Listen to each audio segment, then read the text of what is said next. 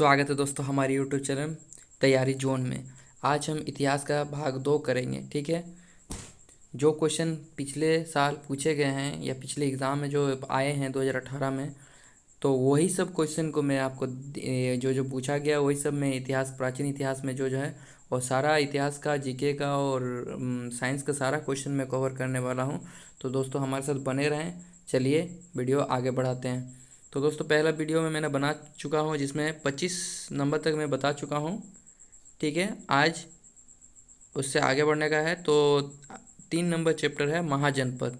अब महाजनपद जो है प्राचीन इतिहास काल में, उसी से क्या क्या क्वेश्चन पूछा गया है वो क्वेश्चन सब अब देखेंगे। ठीक है दोस्तों, चलिए देखते हैं 26 नंबर क्वेश्चन। आर्य संस्कृति के सर्वोच्च काल में गंगा घाटी के जनपद जो संख्या में डैश थे महाजनपद बन गए थे। कितने? तो ये 16 महाजनपद थे। ठीक है दोस्तों, इसका आंसर ए होगा 26 का। चलिए ये थोड़ा डिटेल देख लेते हैं। 6ठी शताब्दी ईसा पूर्व में 16 महाजनपदों का उदय हुआ। ये महाजनपद 16 महाजनपद पूर्व में आर्य संस्कृति के सर्वोच्च काल में गंगा घाटी के 16 महाजनपद थे। इन 16 महाजनपदों का उल्लेख बौद्ध ग्रंथ अंगुत्तर निकाय तथा जैन ग्रंथ भगवती सूत्र में मिलता है।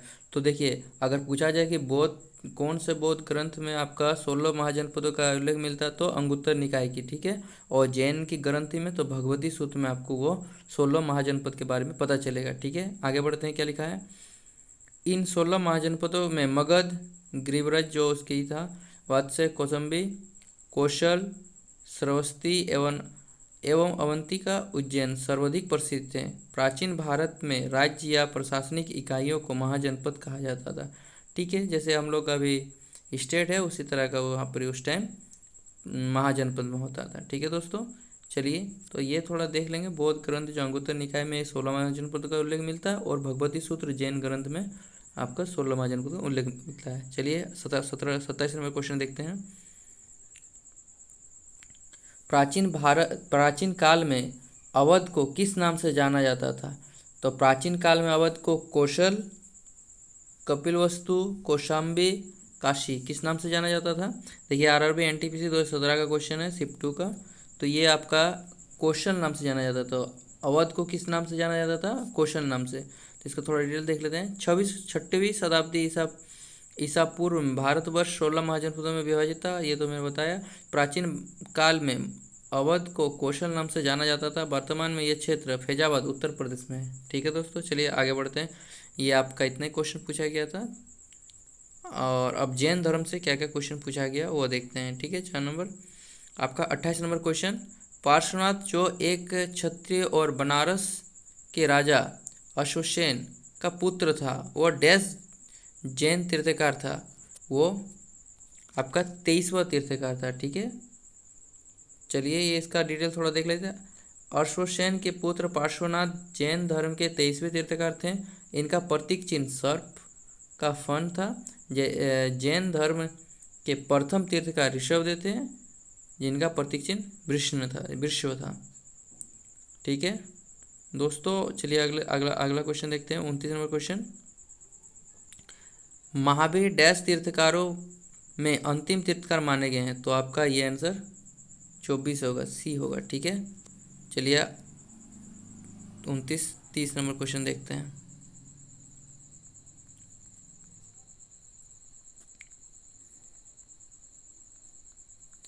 ठीक है, आपका आंसर मिल गया, सी महावीर 24वें तीर्थकार हुए। थोड़े इनके बारे में डिटेल जान लेते हैं। इनका जन्म 540 ईसा पूर्व में कुंडलग्राम वैशाली में हुआ था।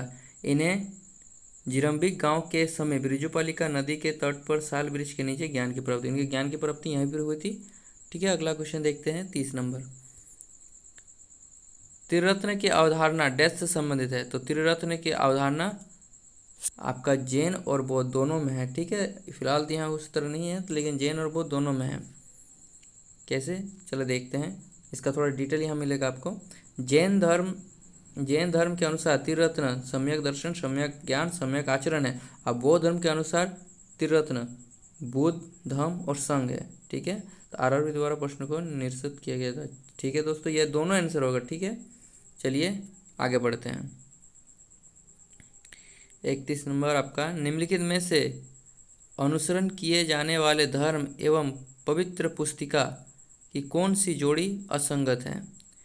तो इसमें बीमेल शब्द मिलाना है, कौन नहीं मिल रहा है, ठीक है। इस्लाम का कुरान, सिख धर्म का गुरु ग्रंथ साहिब, जैन का उपनिषद, ईसाई धर्म का बाइबल। तो जैन का उपनिषद नहीं होगा, ठीक है। चलिए इसका थोड़ा डिटेल देख लेते हैं। जैन साहित्य का प्राचीनतम भाग आगम कहा जाता है। जैन रचनाकारों ने पुराण काव्य, रचित काव्य तथा कथा काव्य, रास काव्य आदि ग्रंथों की रचना की है। उपनिषद हिंदू धर्म के महत्वपूर्ण श्रुति धर्म ग्रंथ है। ये वैदिक वांग्मय के अवित्र अंग है।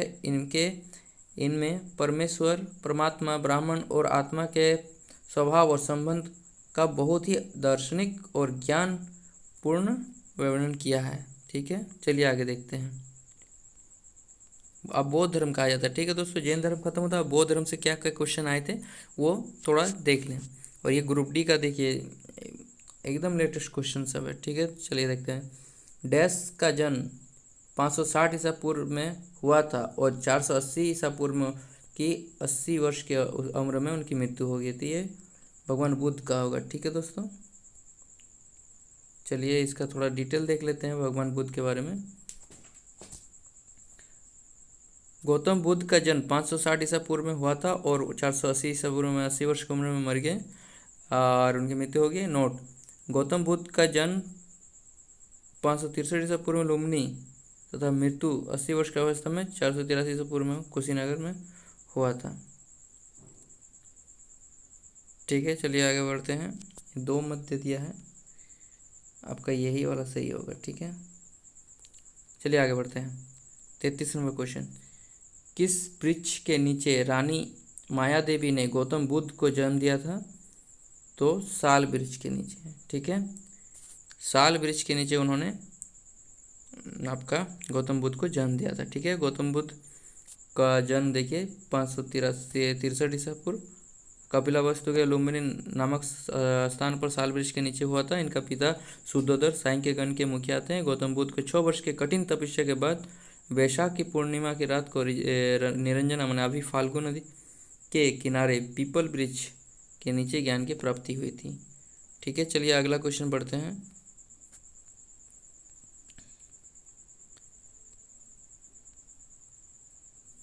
गौतम बुद्ध धर्म की नींव डैश महान सच्चाइयों एवं डैश अंगीय पथ पर थी। तो इनका जो नींव 4 महान सच्चाइयों एवं 8 अंगीय पथ पर थी, ठीक है। इसका थोड़ा डिटेल देख लेते हैं।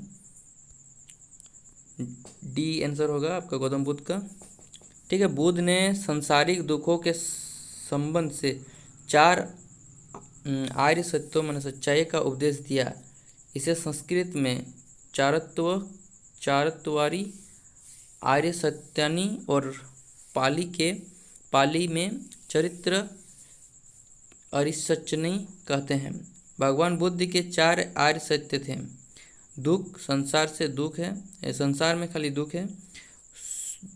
दुख समुदाय, दुख का कारण है। दुख निरोध, दुख का निवारण है। दुख निरोधगामी प्रतिपदा निवारण के लिए अष्टांगी मार्ग है। इन संसारिक दुखों से मुक्त हेतु बुद्ध ने अष्टांगी मार्ग का वर्णन किया है।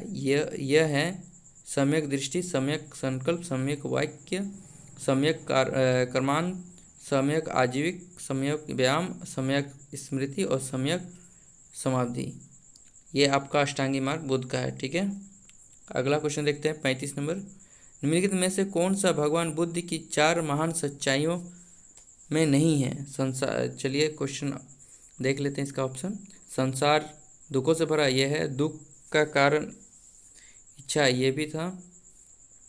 यदि इच्छाओं से छुटकारा नहीं मिलता है तो दुख से निवारण हो सकता है, यही डाउट लग रहा है। यह आपका, हाँ यहाँ आंसर देख लेते हैं, सी आंसर होगा, ठीक है दोस्तों। चलिए आगे बढ़ते हैं। त्रिपिटक पवित्र धर्म ग्रंथ कौन से धर्म से है? इन बुद्ध से है, ठीक है। त्रिपिटक आपका बुद्ध धर्म से है। तो यहाँ थोड़ा डिटेल तो देख लेते हैं ताकि आप अच्छा से समझें। बौद्ध साहित्य को त्रिपिटक कहा जाता है, जैसे कि जैन साहित्य को आगम, उसी तरह बौद्ध साहित्य को आपको त्रिपिटक कहा जाता है। ये पाली भाषा में, लैंग्वेज हमेशा याद रखिएगा, कौन सा भाषा? पाली भाषा में पूछी गई है, ठीक है, पाली भाषा में था। बुद्ध की मृत्यु के बाद उनकी शिक्षाओं को संकलित कर 3 भागों विनय पिटक, सूत पिटक और अभिधम पिटक में विभाजित किया गया था। यह पिटक शब्द का अर्थ होता है टोकरी, ठीक है, पिटक शब्द का अर्थ होता है टोकरी में। तो 3 को क्या किया भाग था? विनय पिटक, सूत पिटक और अभिधम पिटक में रखा गया था, ठीक है। सूत पिटक में क्या मिलता है आपको? तो सूत पिटक आपको मिलेगा, सूत का अर्थ धर्म उपदेश होता है। इस पिटक में बुद्ध धर्म के उपदेश संग्रहित हैं, मान इसका धर्म का जो उपदेश है वो संग्रहित है, ठीक है। इसमें बुद्ध के पूर्व जन्म की कथाएं भी है, ठीक है। आगे बढ़ते हैं नेक्स्ट, विनय पिटक। इस पिटक में मठ में निवास करने वाले भिक्षु एवं भिक्षुणियों के दैनिक जीवन संबंधी आचार विचार एवं अनुशासन संबंधी नियम दिए गए हैं। और आपका 3 नंबर है अभिधम पिटक। इस पिटक में बौद्ध दार्शनिक सिद्धांतों का वर्णन है, ठीक है दोस्तों। चलिए आगे बढ़ते हैं। 37 नंबर क्वेश्चन, त्रिपिटक डैश उपदेशों का सबसे पहला संग्रह है? तो आपका त्रिपिटक तो बता दिया मैं कि बौद्ध धर्म का है, ठीक है। आगे बढ़ते हैं। 38 नंबर, गौतम बुद्ध ने अपना प्रथम प्रवचन कहाँ दिया? तो गौतम बुद्ध ने अपना प्रथम प्रवचन सारनाथ में दिया, ठीक है। चलिए इसका आंसर देख लेते हैं, ऊपर होगा,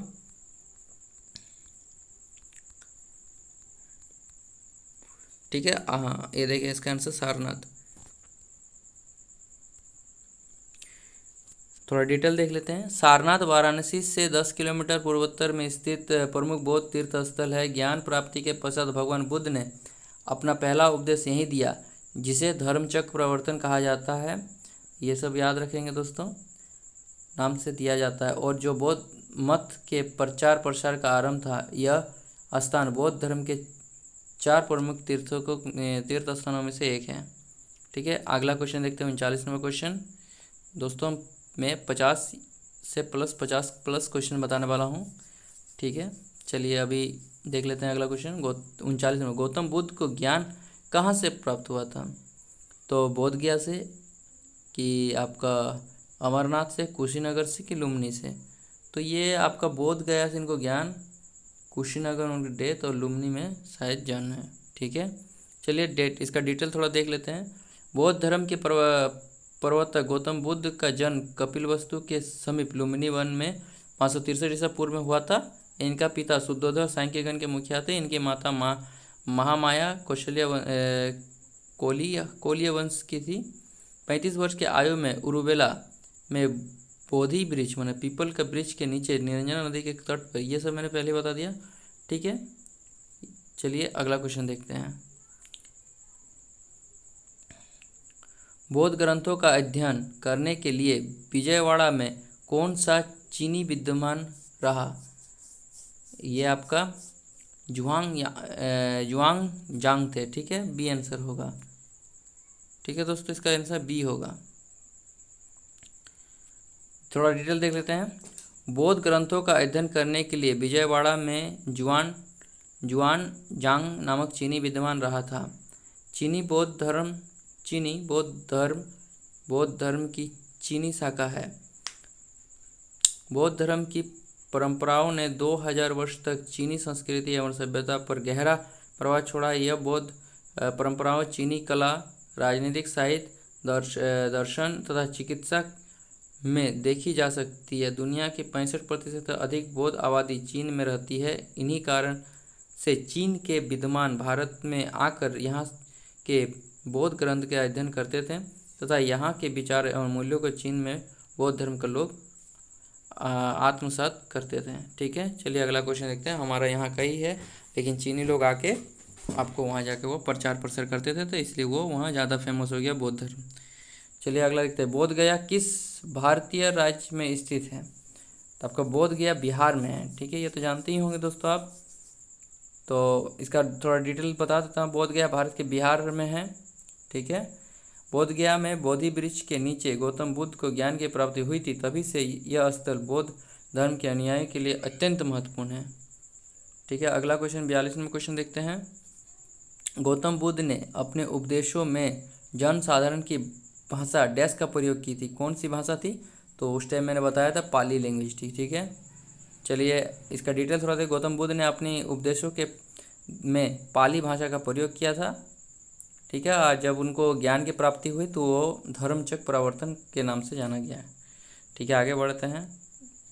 गौतम बुद्ध ने अपना पहला उपदेश डैश में दिया था, तो गौतम बुद्ध ने अपना पहला उपदेश कहाँ दिया था दोस्तों? जानते हैं कि दिमाग में सोचिए, नहीं तो मैं आंसर बता देता हूँ, ठीक है। पहला उपदेश सारनाथ में दिया था। चलिए 44 नंबर क्वेश्चन देखते हैं। जातक कथाओं में डैश के जन्म और उनके पूर्व जीवन का वर्णन मिलता है, तो जातक कथा किनकी है? तो बोध की है। तो इनके थोड़ा डिटेल देख लेते हैं, ठीक है। आंसर ए होगा, इसका आंसर ए होगा दोस्तों। जातक कथाएं भगवान बुद्ध के पूर्व जन्म की कहानियां हैं, जिन्हें बौद्ध धर्म में सभी मतों में संरक्षित किया गया है। यह जातक कथाएं सूत पिटक में वर्णित है। तो जातक कथाएं किस में हैं? तो सूत पिटक में है, ठीक है दोस्तों। और यह कथाएं व्यक्ति को नैतिकता, सत्य, धर्म, प्रेम तथा भाईचारे का संदेश देती है।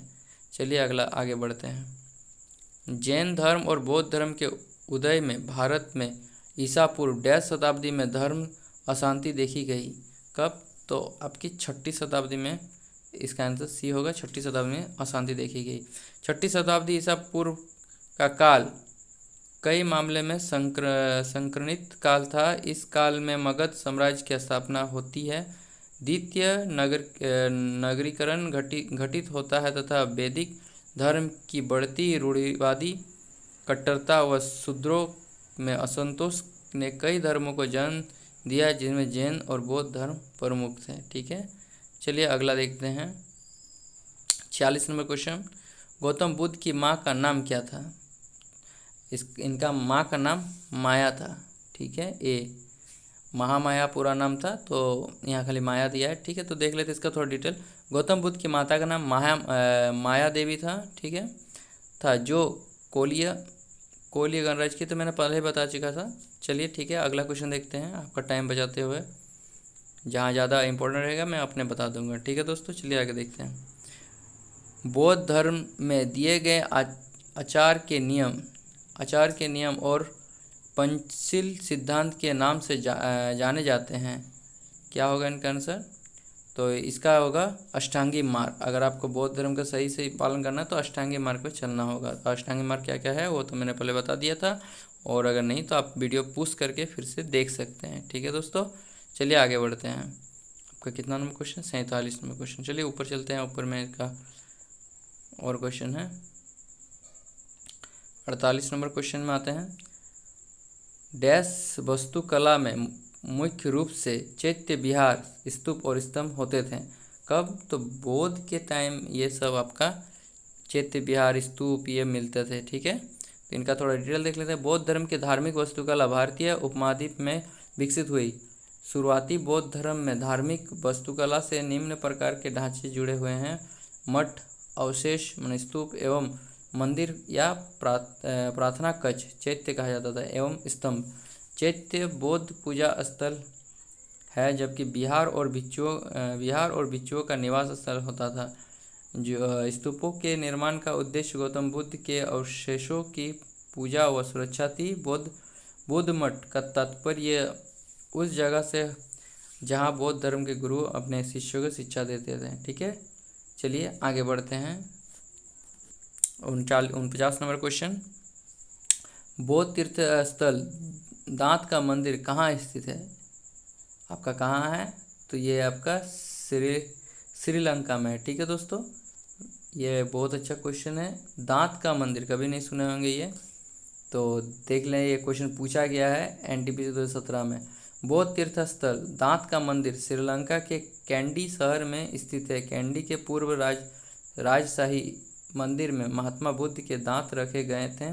कैंडी श्रीलंका के राजाओं की अंतिम राजधानी थी।